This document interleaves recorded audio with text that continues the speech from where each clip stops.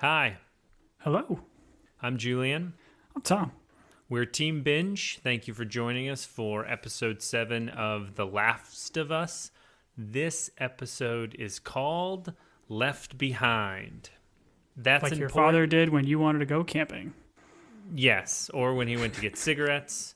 No, that was my stepfather. No, Left Behind is, we're going to dive into this very deeply. This is a Kirk Cameron movie about the rapture and how all the good people go away and all the bad people are left behind. So I think I read all 9 of the books and saw one of the movies.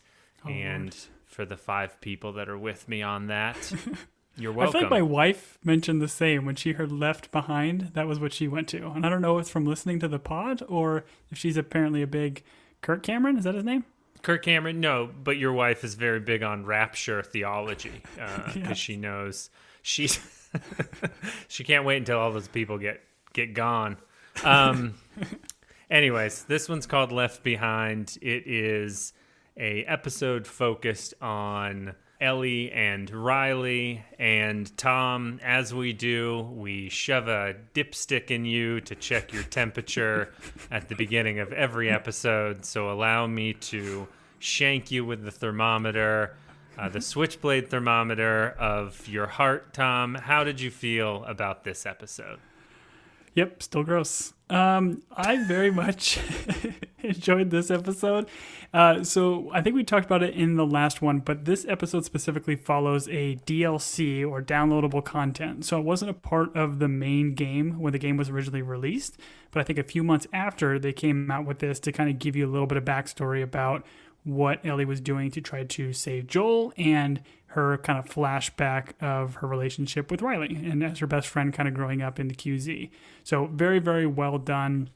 So many beats we'll kind of talk through as we get through the pod that tie in directly to the game. And it was a lot of fun to watch this play out for those who have played the game. And listening to Neil Druckmann, he kind of described this episode as what it's like to skip school in the post-apocalypse, which I thought was great because this is where they have to go. They have this mall. And I also wanted to call out the fantastic music throughout this episode, which I'll kind of touch on as they go through. But I loved all the little musical cues they did. So wonderful. I'm glad you enjoyed it. I have thoughts. My question is, I thought I had a read on what this video game was. But having watched this episode and now being told that it follows very similarly to the game, was this a game where you just go and hang out in malls and like take pictures and I don't know, I guess try nacho sauce that's like 20 years old? I thought this game was like zombie killing and sneaking around and stuff. There's levels where you just make memories. I don't understand. Yeah, so the way they shot this in the game was you bounce back and forth between Ellie searching through an abandoned mall kind of in real time to try to find like a med kit to help save Joel because you're in a mall in the game kind of fighting infected and working your way through it, you're having these flashbacks of your relationship with Riley. So it cuts for like maybe 10 minutes of you playing as Ellie just walking around in the mall. Like when you're running around in the mall, there's nothing really to do outside of just experience Ellie's story. And then it cuts back to Ellie kind of current day, and then you get to fight infected and do the fun video gamey stuff. So I'm not going to lie, Tom. I'd like to watch that episode where you're searching for a med pack, but you're having some flashbacks because that... Listen, I enjoyed this episode. I just feel like every like third episode, the show's going to be like, listen, we're going to slow it down. We're going to have 2 people fall in love.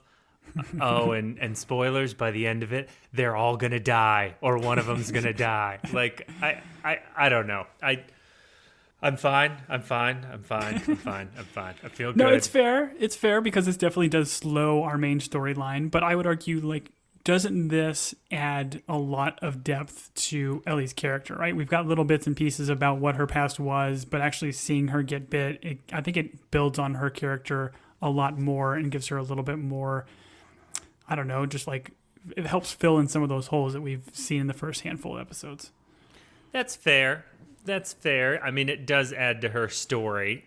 Did I feel like I needed it, or do I feel like I know more about Ellie No, because I think she's just as snarky in this episode as like she's jaded and snarky in later episodes. So like if you started this episode and she was like a super sweet kid, and this is where she like, I don't know, broke bad because she's bitter that the world gave her her great love and then took it away almost immediately. I guess I could understand that, but she opens this episode by jacking some girl in the face on the indoor track, which we can get to. But before we go there, we do start this episode picking up where we left off, which is where Joel was shanked by a Louisville slugger that was broken in half. And so this opens with... You know, I got to be honest. I didn't know whether or not they would kill him in the last episode. My thought was they were going to keep him alive because we have a couple more in this season. But it's HBO, man. They can kill anyone at any time whenever they want to. I was surprised Sean Bean didn't show up. And then he was like, guess what, guys? I'm dead. He was actually one of the infected in the first episodes. Oh, well, that would make sense. I love me some Sean Bean. So we open up, we've got the bloody trail of snow leading up to the house, and this is her frantically trying to save Joel, who, I gotta be honest, based on how he looked last episode, he seems to have gained some color in his face and some life. So maybe once she got him into a house and a roof over his head, he seems to be doing better. But I think he feels like this is the end. So he tries to send her away, like, hey, you cannot help me, let me die, go find Tommy to the north. And even gives like this one like tear, which is just like heart wrenching and stuff, and physically pushes her away and like tells her like you need to go. And I like her reaction here too, where she's just kind of silent, right? She's like taking it in and then goes upstairs and is gonna go into the house, and we don't know, is she going to leave him behind or is she going to try to help? And I like the concept and idea here of right when she's kind of grabbing the handle, and then cuts to this flashback sequence. So it's almost like her reliving this whole flashback sequence in a moment and realizing like, no, I'm not going to leave this guy behind. I'm going to do everything I can. Even if I only get a couple more minutes, a couple more days with Joel, she's going to fight for him. And I love that idea of her making that decision right there. Sure. We're in the flashback. Ellie is running. She's in the police academy based on the gray sweatpants and the running of the track. She has a Walkman, which, listen, I can believe a lot of things, but where's the Discman? Why are we using a Walkman? This is '03, right? This is 2003. This should be a Discman, not a Walkman, right? Should we stop now and write the creators? Mr. Drugman or Dredgeman, whatever his name is, that Tom always talks about. Dear sir, this should be a Walkman. Your show is unbelievable. Also, science isn't real. Signed, Julian. And Tom. You'd pen your name to that letter, correct, sir? I don't know if I would. I would imagine maybe cassettes last longer. Maybe all the CDs got scratched up, so she's got to rely on this.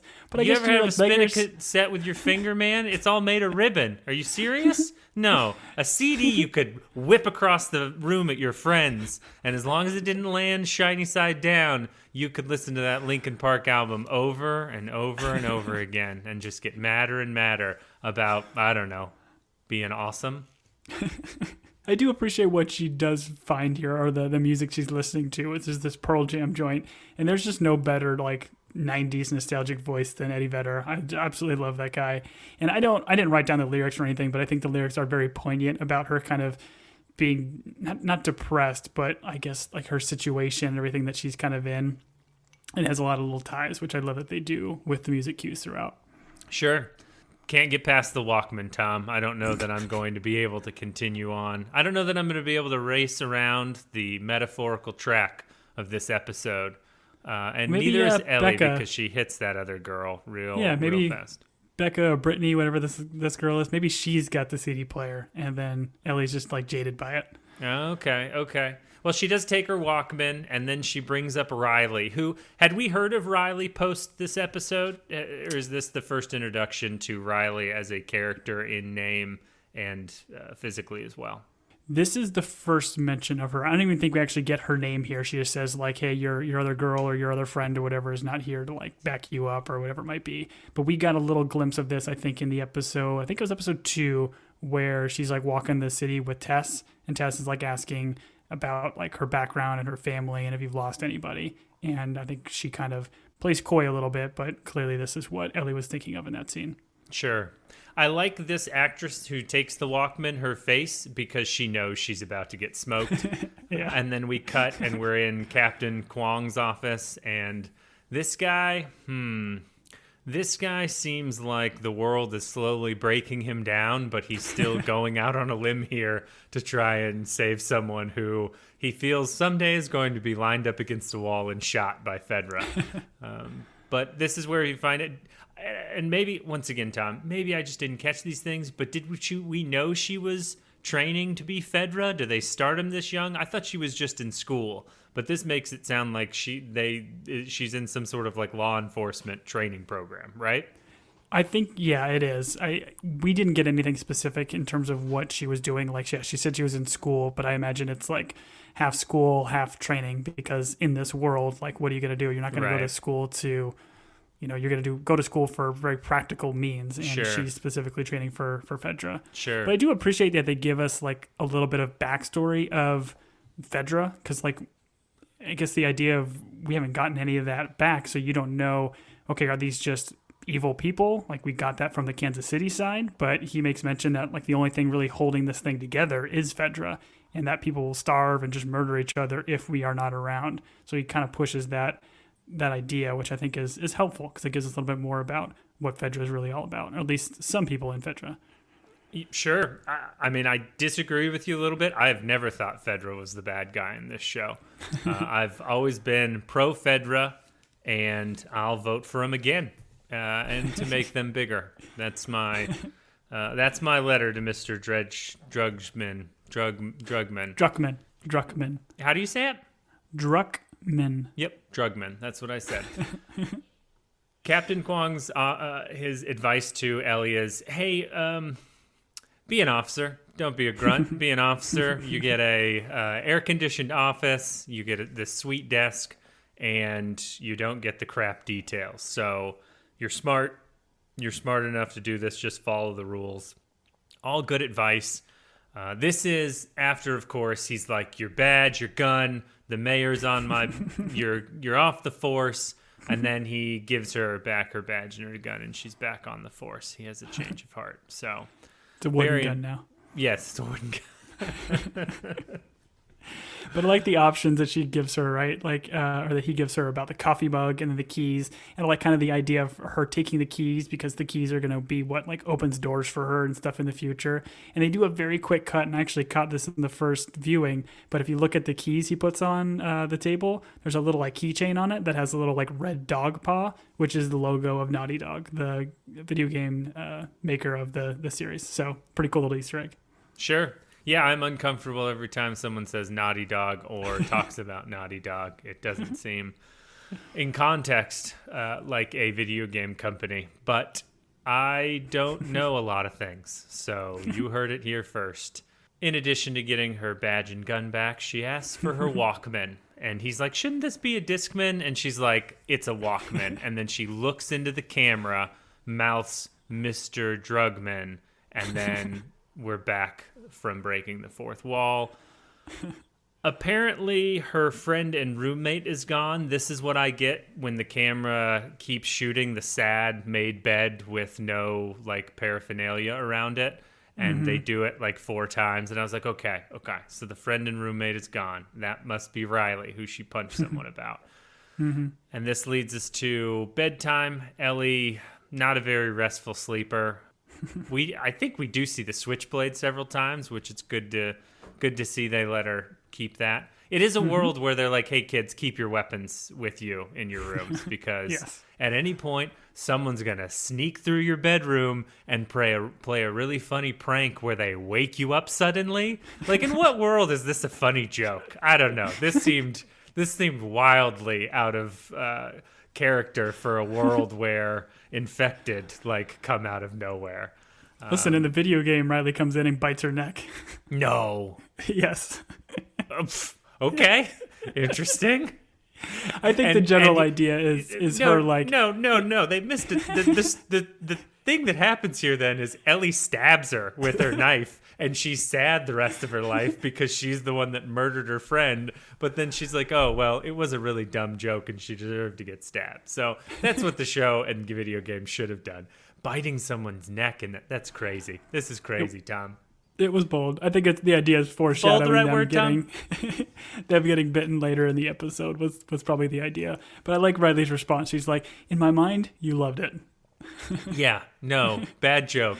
Bad. And maybe this is just the teenager of it all. And this is another thing that I found with this episode, Tom. And once again, I enjoyed it. I'm nitpicking at this point. But I think I've been on record. I don't... Like, teenage... You hate children. Yes. I hate children. I hate teenagers. Like, I'm the last person that wants to see a movie or show about teenagers. It's just awkward and weird, and I don't want to revisit that time in my life. I was super cool back then. Ask anyone that knew me. I've gotten cooler since. So, naturally, I don't want to go back to my less cool time, even though on a scale of cool, I was still, like, super bodacious. I think is what we used to say at the cool guy store that I hung out at. Ooh, you're nailing it, buddy. Yep, thank you, sir. All right, so we find out she had been gone for like 3 weeks, and what did she go and do? She went and joined the resistance against the One Order or something. No, the rebellion. She joined the rebellion. What are they called? The Beatles. She joined the Beatles. You're getting a lot of metaphors or genres mixed up here, but I love it. The Fireflies. There it is. There's Firefly people now? That was probably the best line of the show. And then the way she laughs afterwards. So good. I agree. We need a spin-off series. But I like the setup of like the room, because you had mentioned earlier, like Riley's side of the room is just a bed, a table, that's it. Where you see she's got the Mortal Kombat 2 poster. She's got all this different like kind of space posters and pictures of like the moon and lunar landers, which kind of calls back to her talking about like loving space and wanting to potentially go to the moon one day. I thought that was really cool. Super. I'm assuming Riley, when she lived there, had stuff on the wall, but they were like, nope, she's gone now. She's dead. She's gone to the Beatles, maybe, or the Infected. So we took all of her stuff down. It's possible.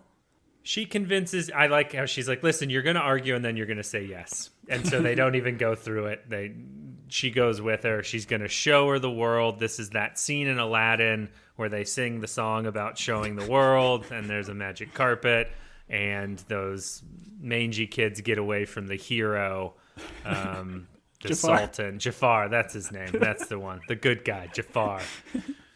Anyways, they end up in an empty building and they find a body. These kids are so cavalier about finding a body. Like, they don't even, it could be a clicker, right? How do they not know it's not a clicker, Tom? How do they know these things? They get so close to that body's face. Well, we've seen it before where Ellie just, in this world, she has kind of a propensity for the macabre and like violence and things like that. So she is just overtaken with, I guess, intrigue and wants to know like what's going on. And even as they get close to the body, there's like stuff on a guy's beard, which you think might be cordyceps, but it ends up just being, I guess, vomit from him offing himself, I guess. Oh, you think he offed himself? Okay. Okay. I thought he was just having a good time eating Altoids and drinking soda pop, and his time came. What I appreciate about this show is they give you enough like stress, and if it was a cheaper show, there'd be a jump scare here, which there kind of is, but not in the way you expect. The body falls through the floor. The body hits the floor. Let the bodies hit the floor. Oh, I'm just getting that song right now. Anyways, had she stuck her fingers inside the mouth of this body and been like, yep, he's got teeth, I would not have been surprised, because these people cannot get closer to this dead body. And then instead of doing the jump scare, the body falls, which I thought was fun because they got the booze before the body fell, and that's what's important. I did notice they left the pills. It feels like pills might be something that you would want in a world that lacks pharmaceuticals. But Facts. That's just me. I mean, think about how many cigarettes they could get if they just gathered all those pills. They're not in prison, Julian. Well, okay, sorry, that was a little bit of my past coming out. I just think in cigarettes, how much is this gonna... The last time I went and bought a car, I was like, listen, how many cartons is this going to cost me? And the car dealership was like, please leave, sir. My wife, to her credit, she's still my wife. To her credit. To her credit. Despite all of the nonsense that comes out of my mouth. She said this, and I quote, "Teenagers trying to be cool is really painful to watch." And I thought, yes, that is correct. Because this is the two of them, like, chumming it up, passing guns around, drinking alcohol, just what normal teenage girls do on a rooftop in the apocalypse. I don't know. Talk me off the ledge of this building, Tom. No, this is what I think is very interesting about this episode and these kids, because they're still teenagers and they still have like crushes and they're still going through all these awkward teenager-y phases. But we're seeing it in a post-apocalyptic world where you think that's not a thing. Like everybody's gonna be focused on surviving and food and everything else, but they're still kids and they're still going through kid stuff. And especially like with Ellie being able to see all these things that she's only probably read about in books and magazines that she's been able to kind of come across. It's fascinating. But I agree, like this sort of awkwardness, teenage stuff, it is a bit hard to watch at times. Sure. Anyways, they start to argue on the roof, and they're parkouring on the rooftop as well, which there was a discussion in my house. How big of a gap between buildings, Tom, before you feel unsafe? And we can't see each other, but show me with your arms. What size gap would you... And I'm putting my arms out so you can see where my comfort level is. Okay. But talk me through, like... how hesitant, and you, I gotta be honest, having known you for most of my adult life, I feel like you are jumping a lot farther than the rest of us. I think you have a strong confidence in your physical ability to leap from one place to another, and so I feel like my ledge jumping gap is a lot smaller than your ledge jumping gap. Am I touching something? Yes, our drinkers' knees are a little bit different. Yours are a little bit tighter. I would say mine are a little bit looser. I can probably jump about, 30-foot gap. Okay, that's fair. Yes, I not only have drinkers' knees, I also have drinkers' hammies. And so if the gap's too large, I might pull one, causing me to drink even more. I feel like that'd be the scary part. I feel like I could make a decent-sized jump, but like... my stomach would just turn when I'm trying to like plant my foot and then actually like jump, that I would probably just fall to my death. Yeah, I'm at an age where I think less about the gap. I think more about that plant foot and how it's just going to slide and gain no purchase. And then I'm just going to tumble to the ground and I'm going to think, I never saw the third season of Last. And then I'm going to, meet the maker or leave this mortal plane. Whatever happens when you die, who knows? Yeah. I do want to ask you, though, as they're arguing kind of on their parkour rooftop adventure, they're kind of going back and forth between Fedra and Fireflies.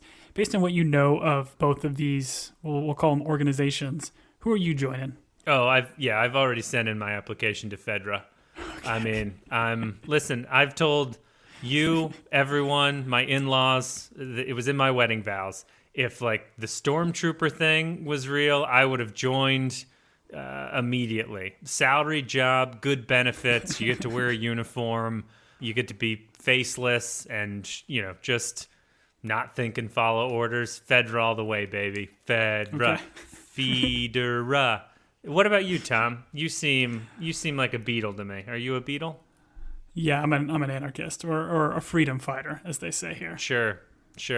All right. Well, those pipe bombs in the background behind you, would you use those on me? Because it feels like you would.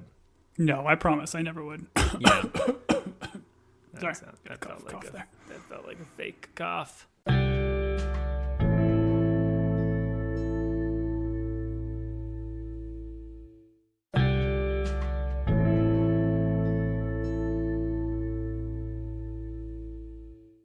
These young ladies are headed to the mall. And Tom, there was a lot of talk about communism in the last episode, and I appreciate this show doing a complete 180 and showing us the power of capitalism. They're like, listen, this is a building that is a monument, a place of worship for capitalism, I should say.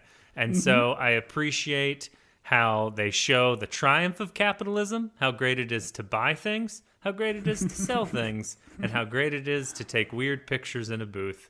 So thank you for bringing us to the mall. As soon as they went to the mall, which I'm pretty sure they telegraphed enough, I knew where they were going. I was like, oh, great. When are these kids getting bit? Because she said in that first episode she got bit in the mall. And so that's what this show did well. They're like, guess what? Remember when we told you she got bit for the first time? It was in a mall. Guess where we're going to go? The mall. Is it pronounced mall? Am I pronouncing that right? Pronounced mall. Yeah, you crushed it. But yeah, they did a little bit of foreshadowing early on, which I appreciate the paying off here.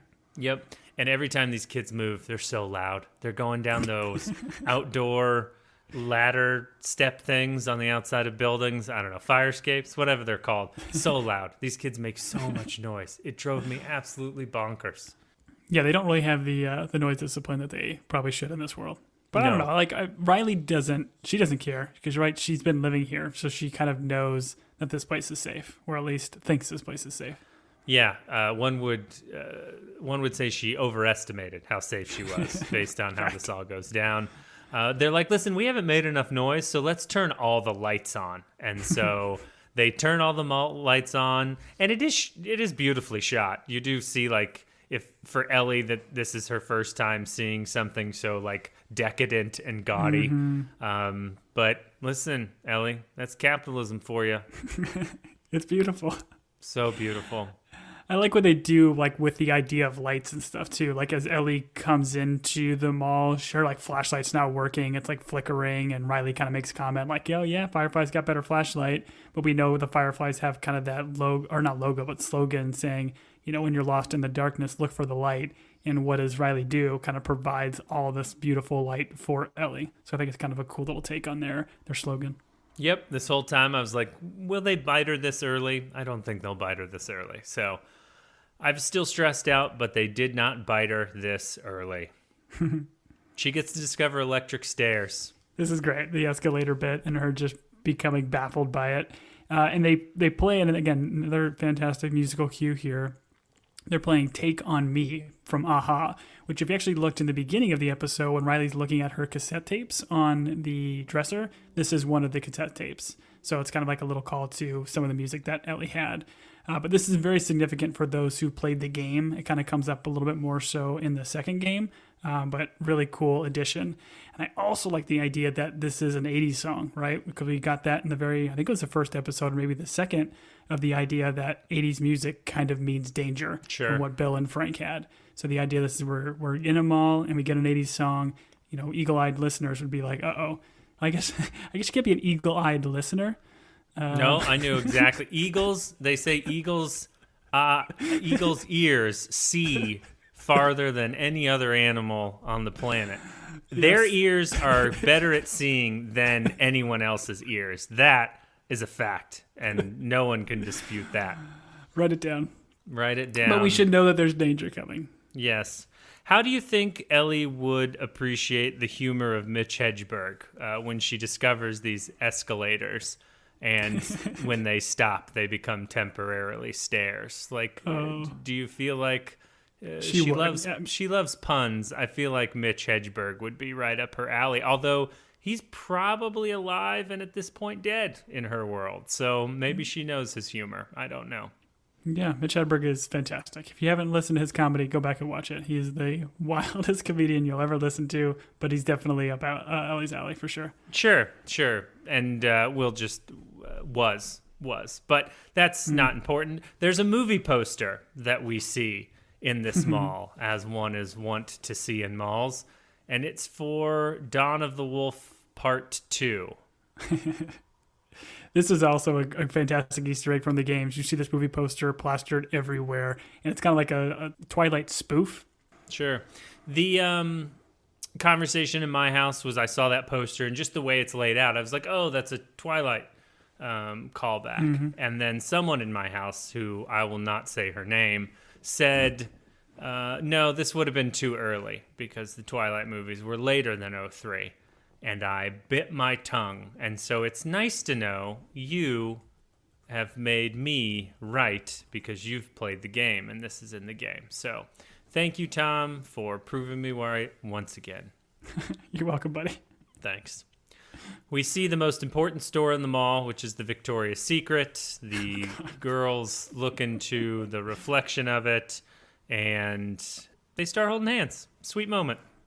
Yeah, this is where we start to get a little bit of hints of like the crush, where Riley kind of mentions like, oh, I was laughing, so I'm picturing you in it. And then Ellie looks and kind of like fixes her hair a little bit. And then, yeah, as they hold hands, as Riley kind of takes her to the next wonder of the mall, it starts to kind of tell the audience like, yeah, there's more to this relationship than just friends. Sure. And both of them, I think, are, they're kind of feeling each other out. They don't know how to express that, which is most awkward teenage kids. Right.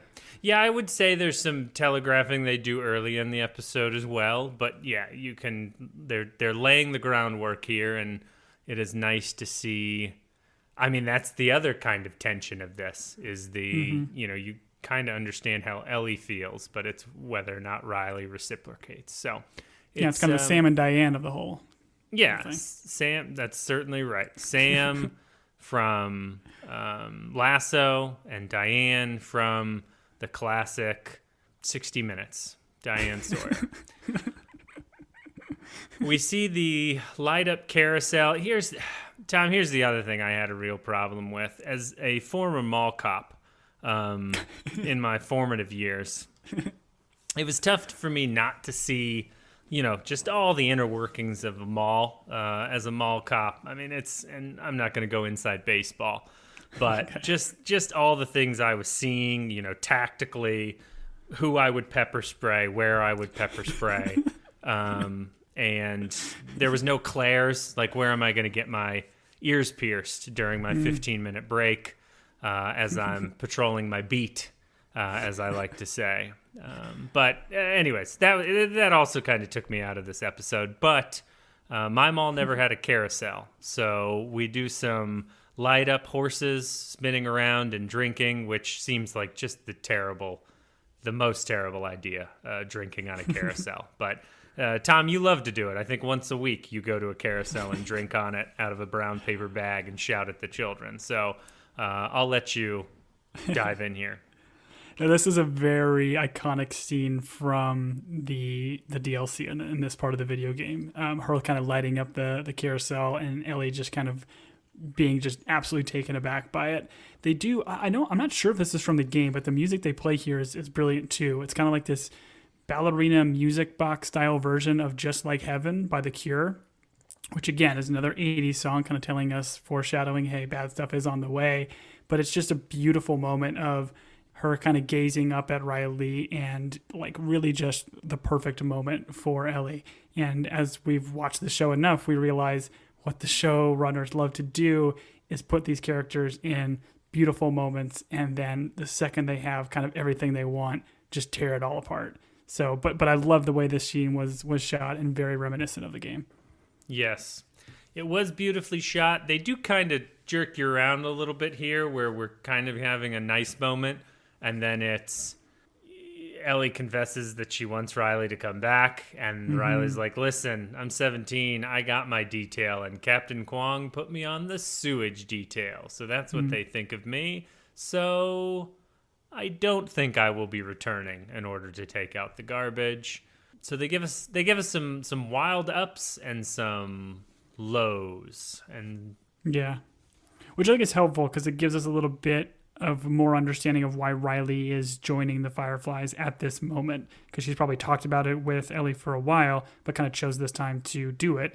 And again, I like the way they set up the episode, where it gives us some believability why Ellie would say like, hey, don't do this, or you shouldn't go, because if we stay, we can rule this place. We can be the next generation that makes it better. Sure.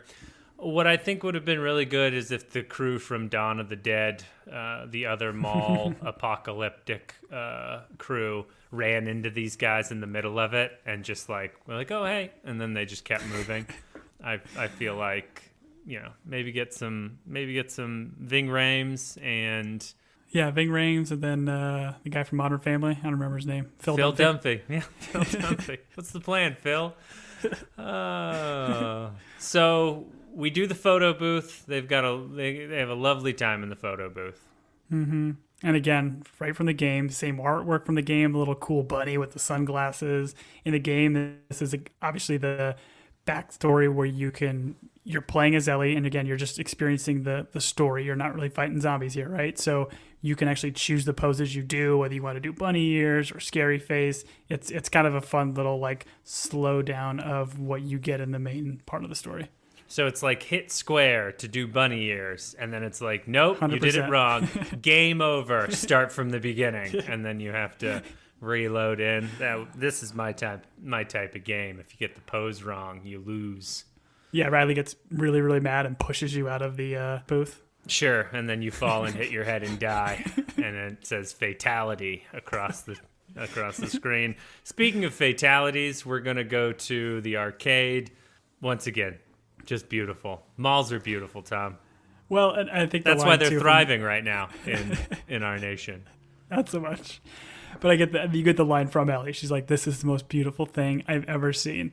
And like, I'll be honest, man. As a kid, there was nothing better. I don't know if it's necessarily at a mall, but an arcade with a tub full of fresh coins. It's just there's no better feeling. Sure, I've got a child, Tom. This is going to be news to you. Loves retro video games. Every time I've taken him to an arcade, I think he's going to think I'm the best dad in the world. We go in, and after a little while, he's like, yeah, the flashing lights, all the noise, I feel a little nauseous. Let's leave. And I'm just like, all right, well, sorry, kid. You made him soft by buying him his own little Raspberry Pi and building him a arcade set at home. Whoa! I don't know if Raspberry Pis are legal, so let's not put this out on the airwaves. The FCC might be after me, or the SEC. Sorry, strawberry shortcake. Yes, thank you. The strawberry shortcake. I gotcha. You're the man. We have some Mortal Kombat 2 playing, and Tom, you've got 10 minutes to give me all of your Mortal Kombat 2. All your Mortal Kombat 2 thoughts, from your favorite character to your favorite fatality to whatever nudity you may or may not have seen in the Mortal Kombat game. The floor is yours, sir. Yeah, I mean, I would probably say my favorite character would be Liu Kang, and then his fatality where he turns into a giant dragon and then bites half your body off. Nice. One of my favorites. Classic. One of my favorites. Sure. But yeah, this is really cool, and I think we mentioned it before, and we've seen it in a previous episode where Ellie sees a Mortal Kombat game, and it's all busted and broken, and she makes very specific mention of the fatality that Riley ultimately performs on her with Melina, where he's like kisses you and spits out all your bones. So it was really cool to kind of go back and see this exact moment. I thought it was a cool little payoff, and we talked about it I think before, but I got a little bit more insight. So the game in the game inside of the game, the video game inside of the video game. They didn't have the rights to be able to do Mortal Kombat 2 at this point, but now that I guess HBO, their business daddy, is Warner Brothers, or vice versa, so they can use these copyrights to be able to put Mortal Kombat into the game. But in the video game, The Last of Us, the game is called The Turning, which is apparently the name of the comic that Neil Druckmann, the writer of the original video game, pitched to Naughty Dog. So he had wrote it as a comic book, and then the game The Last of Us wrote it as a comic book and presented it and said, hey, this could be a video game. And that's ultimately how it got picked up. So I thought that was kind of cool. Interesting. There's also a little bit here, too, which differs from the game, where the arcade is actually broken. None of these games play. Like, some of the stuff is, like, turning on, and you can see the arcade, but Riley and Ellie couldn't actually play it. So what's really cool in the game is Riley kind of tells you to close your eyes, and as you do that, and the cameras just focus on Ellie's face and gets kind of tighter and tighter on the screen, you see the little health bars kind of pop up like it does in Mortal Kombat in the top of the screen. And then you get these little like quick time events where you have to hit the joystick or press the buttons in a certain thing as Riley's kind of describing the game for Ellie, because Ellie couldn't actually physically play it. Riley wanted to give her that experience. So it's kind of a really cool, like intimate kind of scene that they have in the video game. Sure. It's a magical time being in an arcade. I gotta ask you though. So what was your go-to arcade game back in the day? My fondest memory is I don't even remember the name of the game, but I big fan of flying games. So I remember there was a 2 cockpit fighter pilot game, so that you sat next to each other, and it was just like an open world dogfight, and you could pick whatever airplane you wanted to be. So if you wanted to be like a World War II P-51 Mustang, or like a modern, I don't know, F-15, you could fight against each other. And that game, I remember having like a Saturday where I found it, I played it, I got to be a pilot, and then like the next time I returned to whatever it was, Peter Piper, they're a sponsor of ours, so I can say it on the podcast. The thing was either gone or didn't work. And so there was like one day in my life where I got to be a pilot, and then everything's been downhill since then, Tom, if I'm being completely honest. That was... Was it Ace Combat? I feel like that was a game. Or no, it wasn't an Ace Combat. I've had Ace Combat. Afterburner? No, it wasn't Afterburner. Afterburner's linear. Like, you're constantly going forward. This was like that one level in Star Fox where you had like a 3D world that you could go around rather than just move in one direction. Anyways, let's not try, and I will get weepy-eyed if I think about it too much. Sega Strike Fighter? No. Okay. Please stop. We're not going to... Okay. This game exists off in a mythical place where I will never touch again. So let's change the subject. The turning. Yes, it's my It's your version of it. It doesn't actually exist, but it exists. Oh, it exists. It exists so much in my mind. Tom, what was your favorite arcade game? I feel like I loved it because I had 2 older brothers, so I always loved playing the games that you could kind of play together, like the Teenage Mutant Ninja Turtles, or like the Simpsons game where you're like Marge and you're swinging around a vacuum, or Bart with a skateboard just hitting people. I thought those were always fun. That would make sense. Not a lot of 3-player games, though. Were there? Would you have to switch off and on? No, we'd find a rando. Rando could join us. Oh, you get a 4th. Interesting. Interesting. And you'd take him over to your dad and you'd be like, this is our 4th brother. Well, we tried to replace one of the other brothers. Sure. Because he was better. That's why Rusty doesn't look like any of the other you. That makes sense. We then enter my favorite store in the mall, the American Girl doll shop. Still a huge fan. I love the pull of this, too, because this is straight from the game. Like, when you play as Ellie in this DLC bit, the very first store, like, you have to walk through to try to get to, like, the pharmacy to try to find a med kit is this doll store, and you haven't crossed any infected. It's just setting up the creepy atmosphere of what's to come. It was great. Yeah, dolls. Very creepy. We cut, just to add some tension to this episode, we cut to an infected kind of, like, waking up. What are they called when they're... I wanted to call it a clicker, but he's not really clicking. He seems rather... What are they called when they're just attached to a wall like this? Wallflowers? I think they're runners. That's a runner? He doesn't look like he's running anywhere soon. He looks like he's a layer. Dude, he had some like Nike track pants on. That guy's definitely running. Okay, wait. So these things aren't named for their abilities. They're named for their clothes. So like... Correct, yes. So only the runners have tracksuits on. So a runner does not necessarily speak to the ability of the infected. It's just like, oh, that guy's in jogging pants, so he's a runner. I'm interested to know how we get the term clicker then. They're just like, oh, all those people with garage door openers, those are the clickers. And no, Ellie's like, why do so many people have garage door openers in their hands in this world? Oh, no, it's the guy counting people that come onto the bus. Okay. It's that guy. Okay. The other would be TV remotes. Maybe they mix them all together. They're like, anyone with some sort of handheld remote is a clicker. Oh, this world makes no sense to me anymore, Tom. I'm so confused.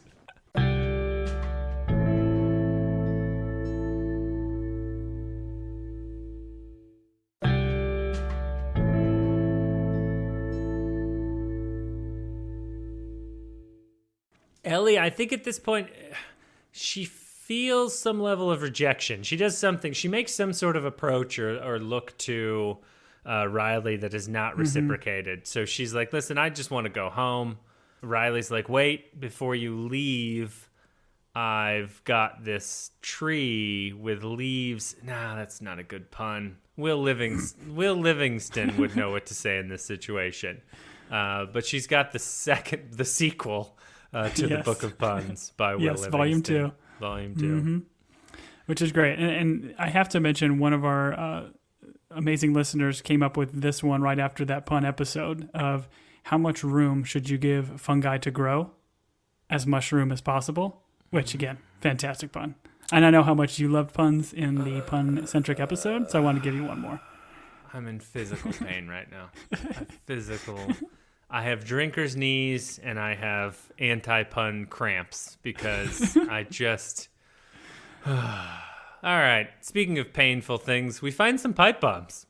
Yeah, as one does, just kind of sitting in the back. And again, we get the start of a pun where Riley says, "What do you call an alligator in a vest?"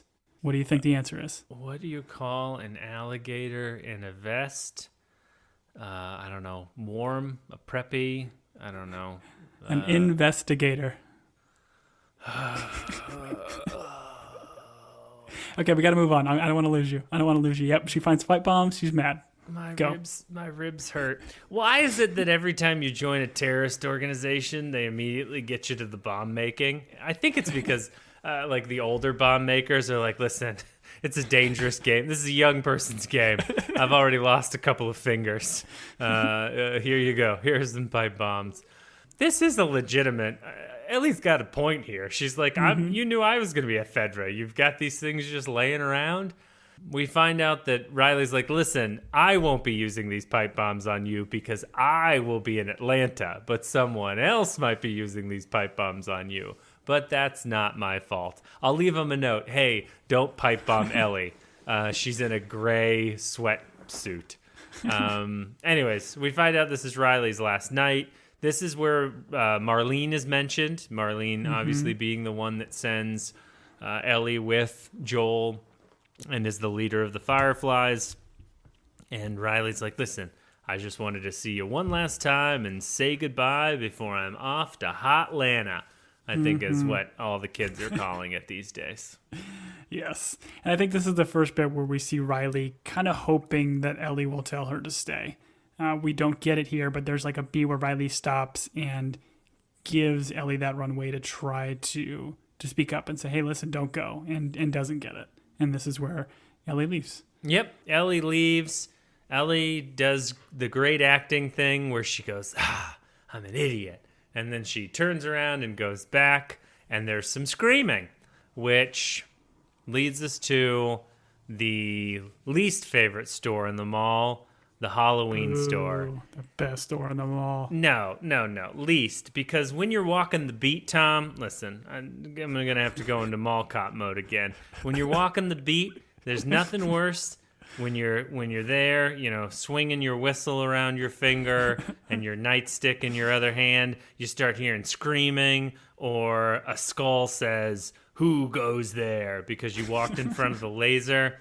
Nothing worse than that, because then you pepper spray it, and then your supervisor writes you up, and then you're on like 2 weeks unpaid leave, and then you graduate college, so you don't have to go back to that job. But that's why we don't like the Halloween store, Tom. Okay. That is quite a backstory. I have a huge affinity for Halloween, so I love this bit. And again, this is taken straight from the game, like the masks they put on. It's great, and I loved every minute of it. So does Ellie loving the Halloween store, does this speak to her like, hey, let's go look at every dead body? Is this kind of the dark humor or dark interest of Ellie? Do you see that as a through line? Yeah, I think that's a fair assessment. I don't think they don't really mention it in the game. I think you just kind of show up there and Ellie just thinks it's cool. But I like that concept and idea of it being a little bit more macabre, and it would be something that's up Ellie's alley. Sure. They have. By the way, if we ever form a bowling team, we're going to be Ellie's Alleys. Ellie's Alleys? Yeah, like the bowling alley. I feel like that's a great bowling team name. Wow. Okay. This mall doesn't have a bowling alley, Tom. So it's a bummer. Yes, it is a bummer. And then we get a little bit about Riley kind of talking that, you know, she's kind of like justifying why she's leaving. They're having like a moment here, and she says that she wanted to belong again.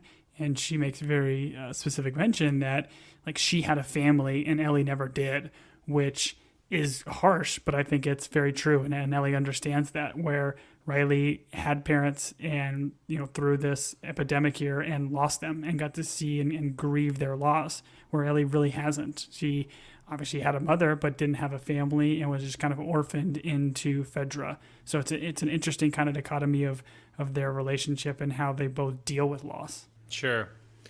We get some "you're my best friend and I'm gonna miss you" speech, and that leads to, as it naturally does, some mask dancing. We put on masks and we dance on glass counters, just what every teenager does when they're hanging out with their best bud in the mall, until the law comes and tasers them or pepper sprays them. In your case, pepper spray, yes. Yes, even though they're off duty and their supervisor's like, "You don't work here anymore, you really can't do that," and go back to the bike squad. Anyways.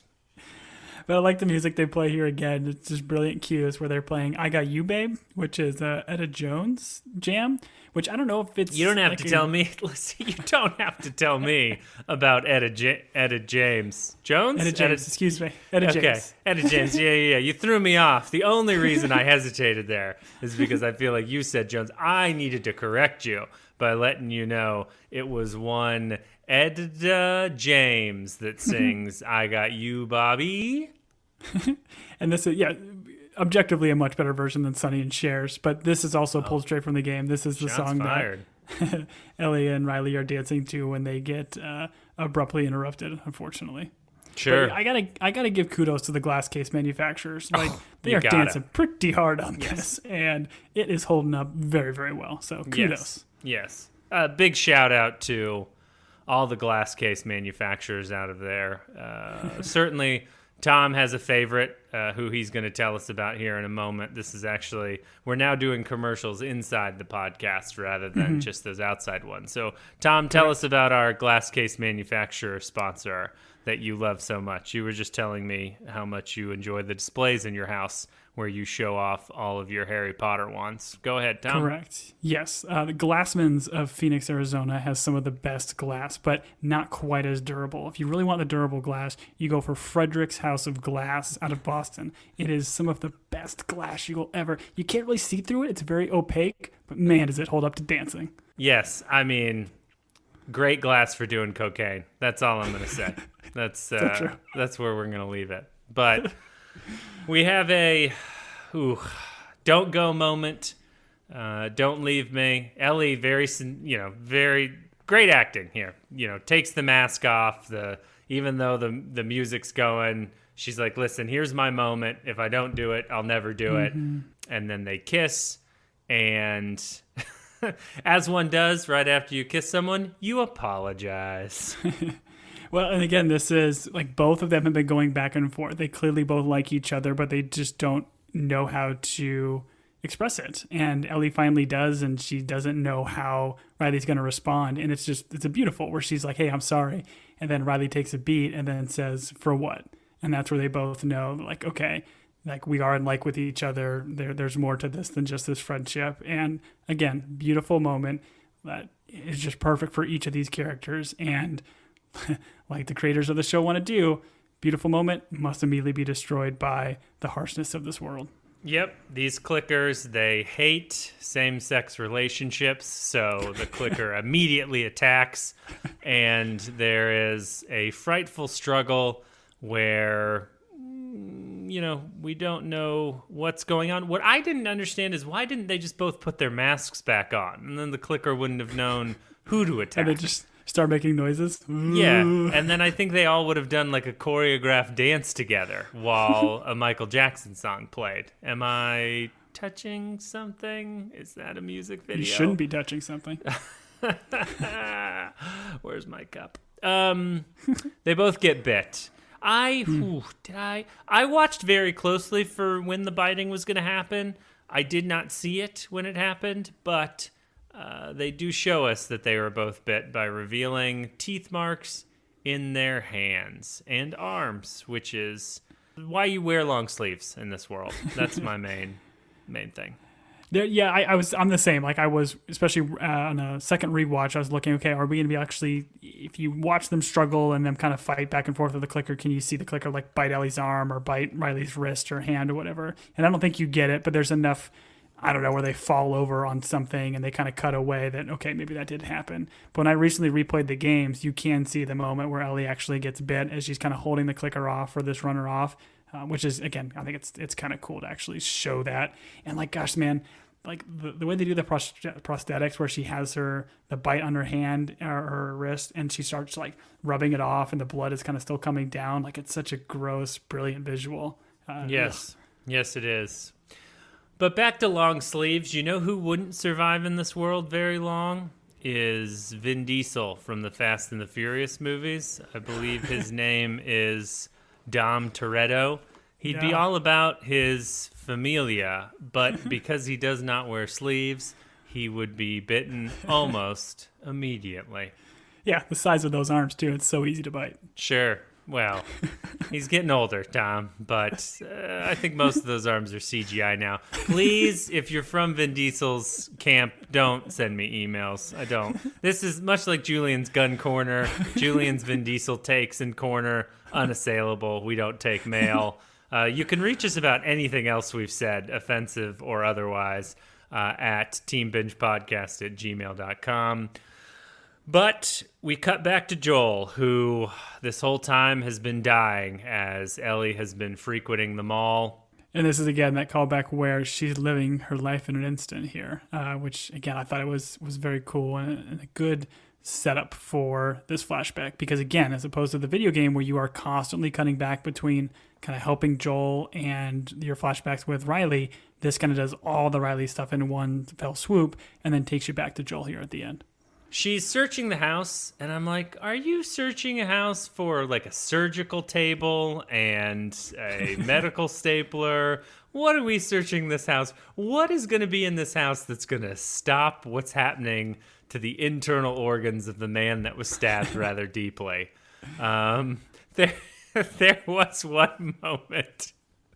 There was one moment, Tom, I'm going to point out. She opens two cabinets where it's clear glass on the outside. Like, you can see nothing's in it. But she opens it, looks into the cabinet, and then slams them.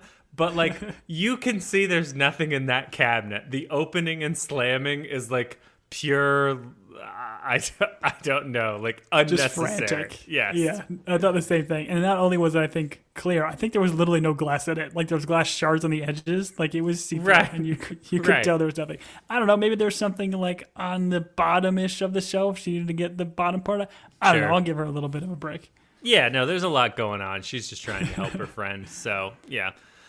I mean, she's destroyed these people's kitchen, so she's going to have to leave a note to let them know that she'll pay him back.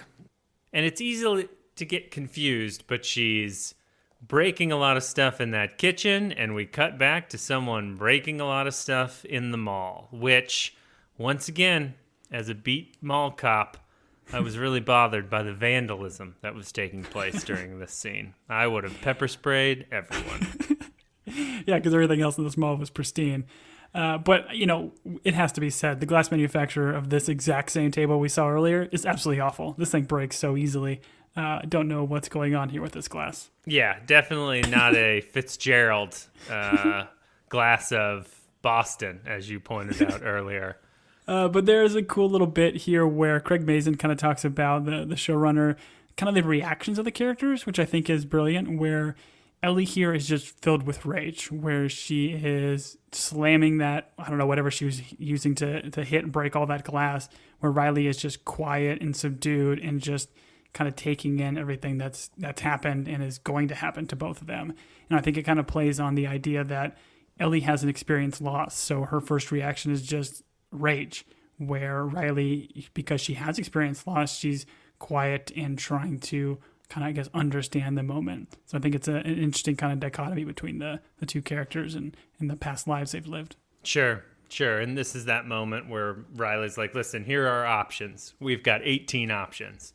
And she just starts listing options. And by the time she gets to 17, she's turned into an infected.